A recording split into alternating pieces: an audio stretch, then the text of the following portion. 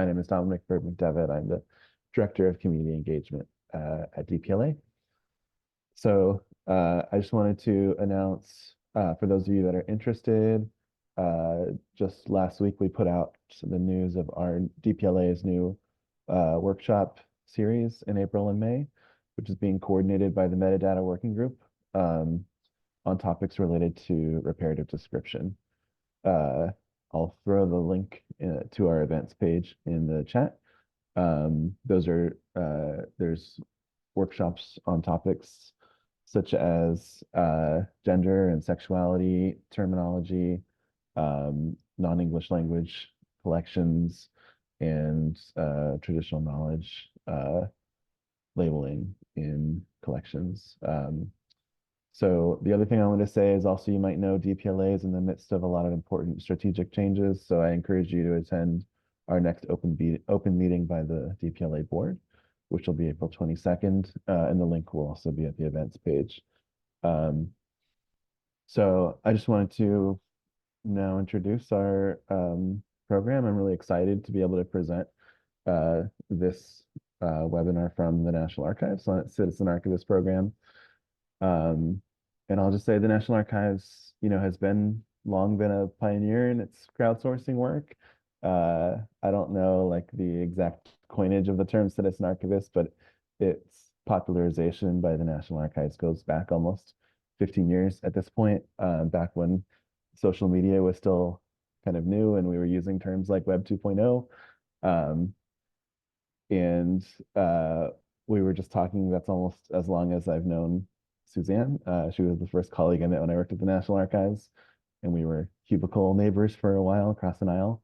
So I'm a little biased, but I'm kind of honored to have been involved in the early stages of some of the technology that you'll see today. But it's also not just the technology that NARA has developed that I think we're gonna learn from, but the underlying philosophy of openness and engagement with the community that the team there approaches their work with. And I think those are values that DPLA shares too.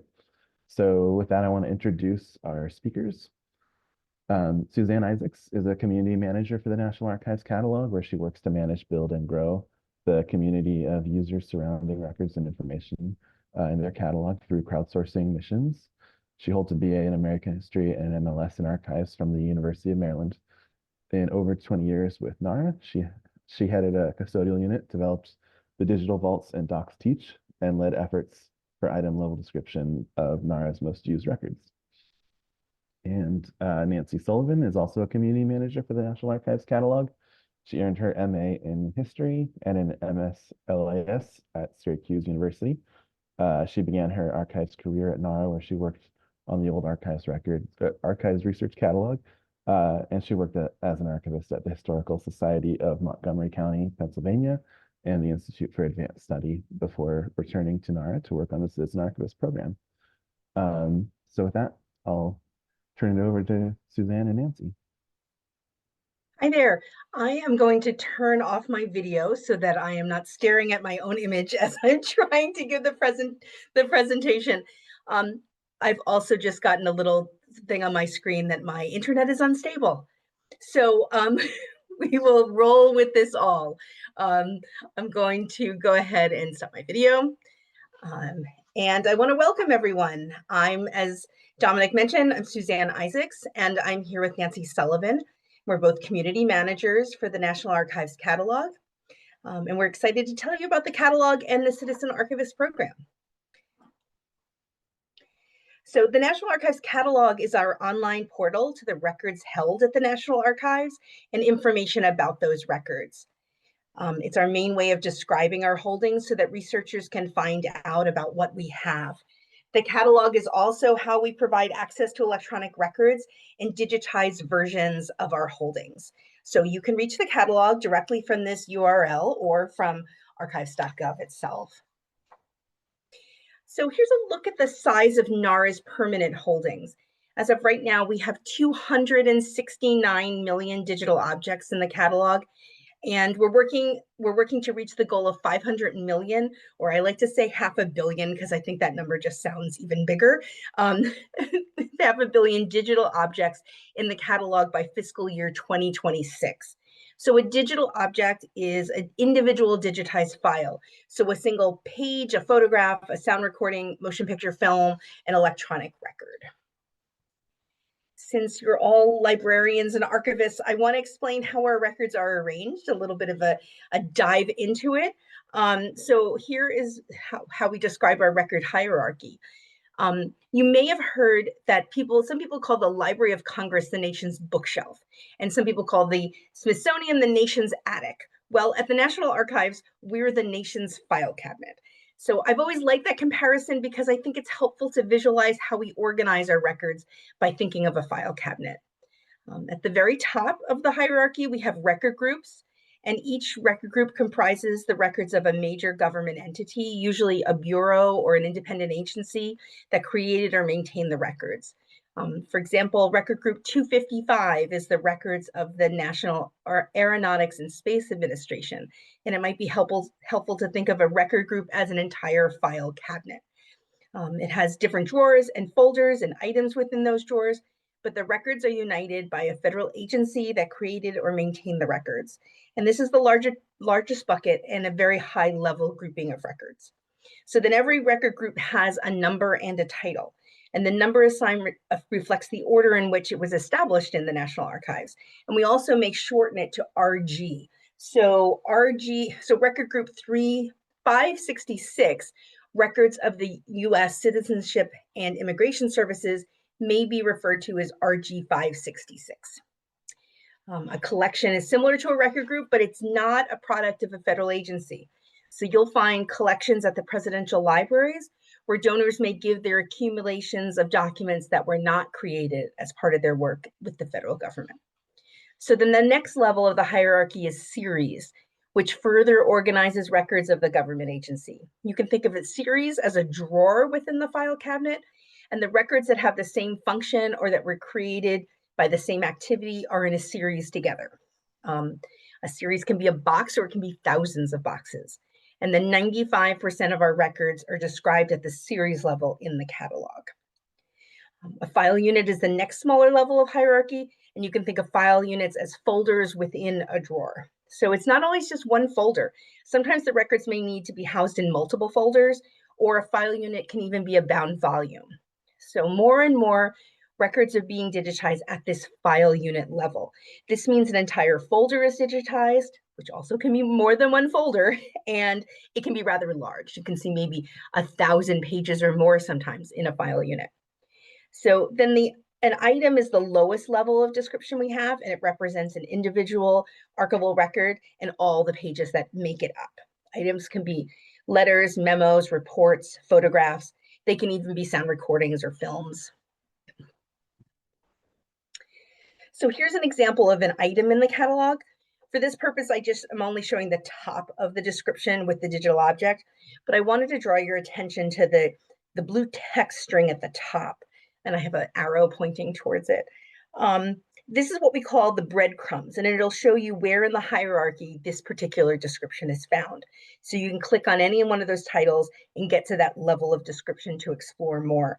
So moving from the right to the left, beginning with the clickable link, the file unit STS-47, and it's from then the series Mission Photographs Taken During the Space Shuttle Program, which then is part of record group 255, records of the National Aeronautics and Space Administration.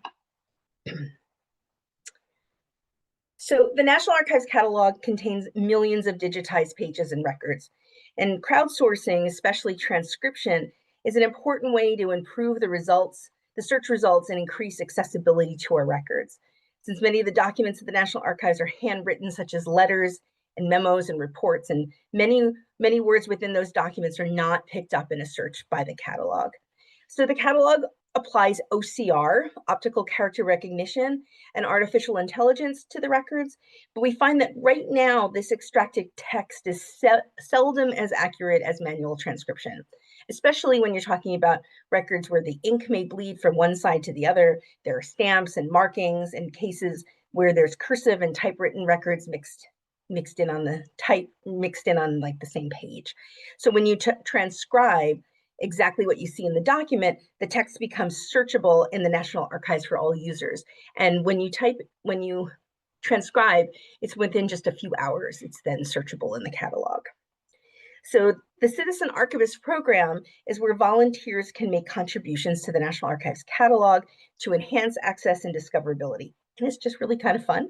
They can transcribe historical documents, they can tag archival records, especially photographs and graphic materials, or they can share knowledge through comments and with other community members. So any record in the National Archives catalog can be transcribed. And as I mentioned before, there are 269 million pages, but the Citizen Archivist program creates missions, and missions gather records together for volunteers to transcribe. It makes it easier to find records that are available to transcribe, and it allows us at the National Archives to feature records that we want people to see, that we need transcribed for a special anniversary or an event, or even for the NARA education staff to use in their lessons. So you can find the catalog in two ways. This is archives.gov, and if you go to the Research Our Records section, you'll have a link to the catalog, or you can go directly to the URL, and when you're there, you can just click on the box that says Citizen Archivist. So on the missions page, this is the URL that's here. I've grabbed two screenshots in order to show you a good portion of the page, just so you know what you're looking at here. So first, users do need to create an account, and links to register are found within the left side links on this mission page, or at the top of the National Archives catalog. You can click there too. And volunteers can tag, transcribe, and comment on any record in the catalog, as I said before, but sometimes volunteers they need suggestions. So this mission page is where we put all of our themed missions together and where people can join in. And we always have thousands of pages available and at all different skill levels. So we present missions in several different ways. First, we have our regular missions, which are listed here. You can see some of them. And then we have something called Outside the Box, which are missions that also include maybe extra instructions or information that a volunteer needs to see. We also have something called feature records, which are individual records, and those are just sorted by skill level and difficulty. So currently we have things like a mission on UFOs, World War II oral histories, court cases, Revolutionary War pension files, and that's just to name a few. One that you can't see here the way I had to do the screenshot, but it's called Don't Leave Us Hanging. And that one's my favorite because often a record will be transcribed all but like 1 page or 2 pages.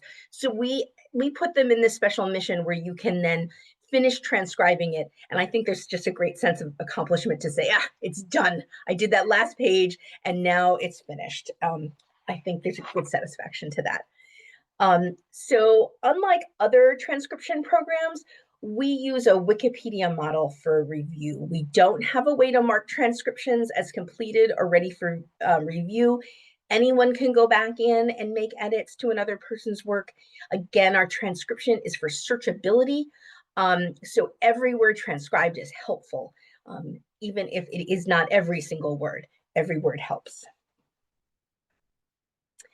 So are you ready to join us? There's lots of ways to get started. On the mission page, you can find a link to register and get started, and I've pointed to it with an arrow. Also in the left navigation, you can find links to register and get started, Citizen Archivist missions, mission history that looks at all of our previous missions if you're interested in seeing what we've done before, or helping us out with some that might not be completely finished yet. There's a link to a catalog. We have resources, which includes instructions on what to do, and then our frequently asked questions. So we highly recommend visiting the resource section link to find detailed instructions for contributing tags and transcriptions before you get started for the first time. And you'll find a link to this page on the left side of all Citizen Archivist pages. So now Nancy is going to walk you through how to contribute and tell you about one of our exciting and huge transcription missions. Hi, everybody. In celebration of the 250th anniversary of American independence, the National Archives and the National Park Service are collaborating on a special project to transcribe the series Case Files of Pension and Bounty Land Warrant Applications based on Revolutionary War service. These Revolutionary War pension files consist of applications and other records pertaining to claims for pensions and bounty land warrants. You can see it above the other missions on the mission page. These records may contain valuable details about Revolutionary War veterans and their families, such as rank, unit, period of service, age, residence, date and place of marriage, and date and place of death of spouse.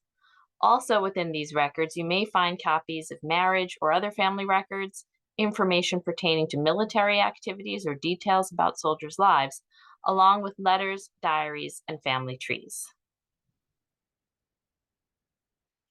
There are over 83,000 files of pension records, amounting to over 2 million pages. To help our citizen archivists navigate them, we've divided the pensions by state. We've also created a mission of African American veterans, and in the future, we might create other missions of underrepresented populations. Once you've chosen a state, you'll see a list of pension files from that state. Click on one to see if it needs transcription. The length of the pensions vary. A few go over 100 pages and some are only 1 page. Most fall between 20 and 40 pages. We ask people to work on 1 page at a time, so our volunteers don't feel obligated to complete every page in a file. This is especially true for files in some of our other missions, which can be thousands of pages long. We certainly do not expect one volunteer to completely transcribe 2,000 pages of a microfilmed record. Every page transcribed increases the searchability of the catalog. In this example, you can see that Joseph Hull's pension contains 17 pages. The first page is the file folder itself. In the red oval, it says that the transcription has not been started. Once a transcription has been started, that label will change to say available. To get more details on which pages have been transcribed, you can click on the Show Details button. In the Details view, you can see several pages at a glance. Underneath each thumbnail on the left side is a symbol indicating transcription, and it will have either a check mark or an X next to it. Check mark means someone has at least begun a transcription, while the X means no one has begun to transcribe that page. Since, as Suzanne mentioned, we use a Wikipedia model, you can edit pages others have started. They might be incomplete, or you might be able to decipher words previous transcribers could not. There's also a list view that I think makes it even easier to see which pages have been started. It's also easier to quickly scroll through all the pages this way. Files that have been completely transcribed are manually removed from the missions by the community managers. We do our best, but you might see some completed files still posted for a day or two after completion. Once you've found a page that you'd like to transcribe, you can begin a couple of ways. You can click that transcription label above the large image of the page, or from the list view, you can click on the thumbnail of the page and then click the Not Started label. This will open up the transcription window. You can enlarge the original image by double-clicking on it. Right now, the transcription window is locked in place, but we expect a future update will allow us to move and resize the window. On the bottom left, you can see a button that says Start Transcribing. Once you click that, the window will be live and you can start. As you can see in this example, many of our records are not straightforward sentences and paragraphs. What we're looking for is searchability. So the exact formatting is not as important to us as the exact words are. When you've finished, you simply click Publish and Close. The catalog has an autosave feature, so if you forget to click Publish and Close, You might see a blank transcription for a little bit, but in a few hours, your transcription should appear. So if you follow us on social media, you'll see some of the stories. We've been sharing some stories our citizen archivists have uncovered, but we thought we could just share a few of our favorites with you guys now. Isaac Howell was captured twice by the British. And the second time, the British offered to free him if he joined their army. So he did, but he escaped to the American lines while he was on patrol with 4 other men. One of the men on the patrol refused to go. So Howell describes pushing that man off his horse. And he and the other 3 men, quote, put spurs to their horses for the American line at the Croton River. Another soldier, or actually sailor, Richard Leete, was born in Guinea and brought to the colonies as a slave at the age of 5. In order to obtain his freedom, he left his enslaver and became a midshipman on board the frigate Alliance. Soldier Samuel DeForest, in his pension file, describes hearing the Declaration of Independence being read out for the first time in New York City. John Henning served in a German-speaking regiment made up of men from Pennsylvania and Maryland. Partway through the war, his commanding officer, quote, turned traitor and went over to the British. And finally, Anthony Gilman, described in his record as a man of color, enlisted as a fifer.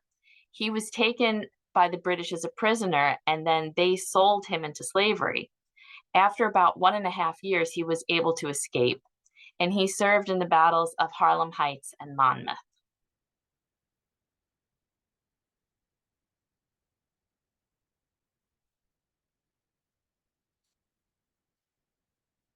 So thank you for listening, or if anyone has any questions, we'd be happy to answer them.